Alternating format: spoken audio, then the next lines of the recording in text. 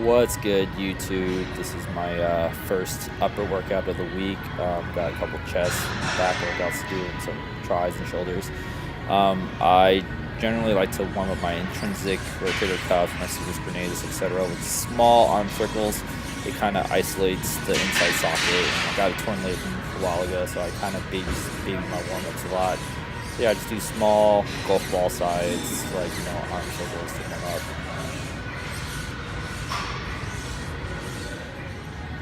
Here we got my first warm-up set. I generally like to go very light and just get the movement pattern going.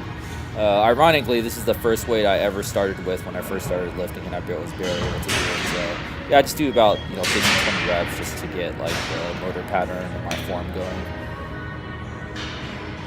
And right here we got slightly heavier. I'll reduce the amount of reps just because I don't want to add too much volume per warm-up set.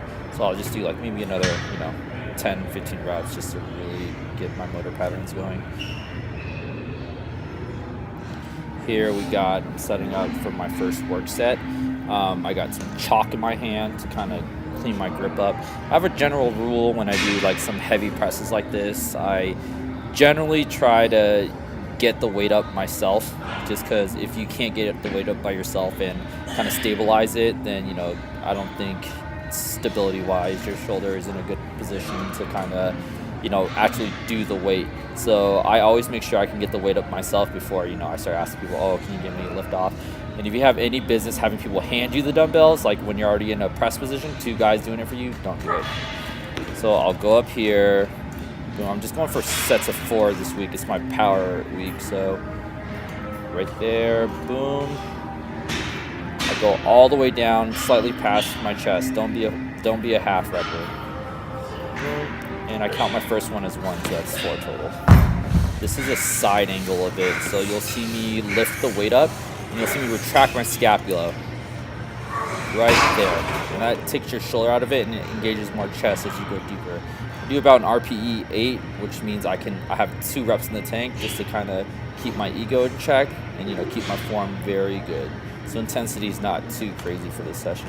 Here we got just a basic incline hammer strength. I do reps of 8 for 3 working sets this week. So I really try to squeeze my chest together on this one, just because hammer strength, you have a fixed elbow position, so you can really squeeze the shit out of your chest.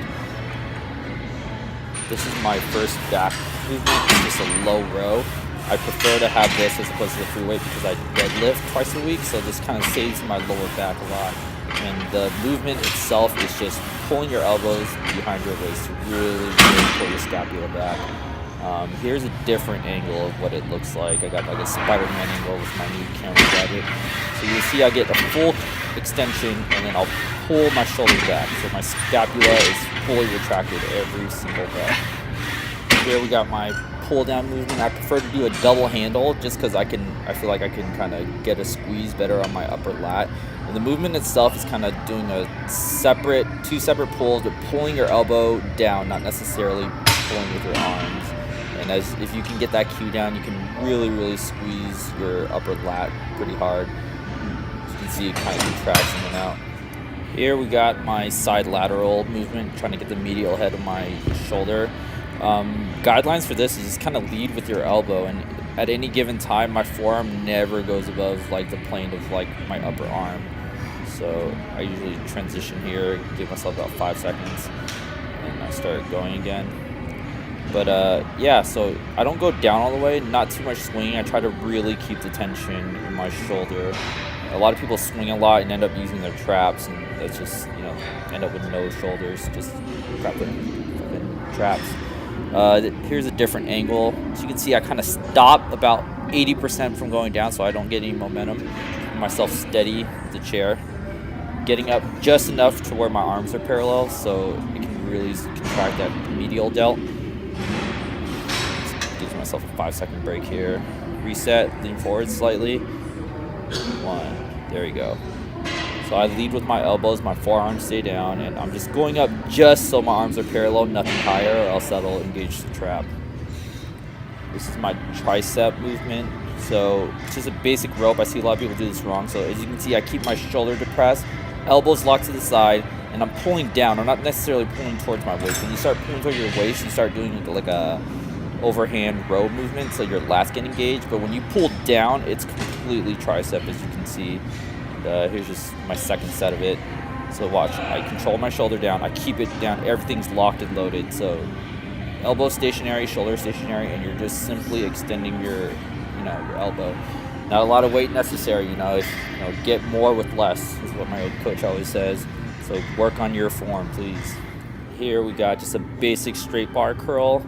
Generally what I do is I go down and I'll flex my tricep just to ensure a full antagonistic stretch, so you get the most out of every rep. Don't have to use a lot of weight, it's all about contracting correctly. So I'll go all the way down and contract all the way up. Here's my second and bicep workout, the last workout of the day. It's just basic hammer curls. I really need to work on the outer head of my bicep, the long head. So I prefer hammer curls just to get that done. Unilateral movement, so one arm at a time. I can really, really squeeze it. Try not to swing. I see a lot of guys swinging on this, and any kind of momentum that you do with bad form, you're taking the credit out of your bicep. So really, really work on your form. Really try to squeeze it and keep the form tight. What's up, guys? It's pretty much a wrap up of my first upper day of the week. Pretty moderate intensity, moderate volume.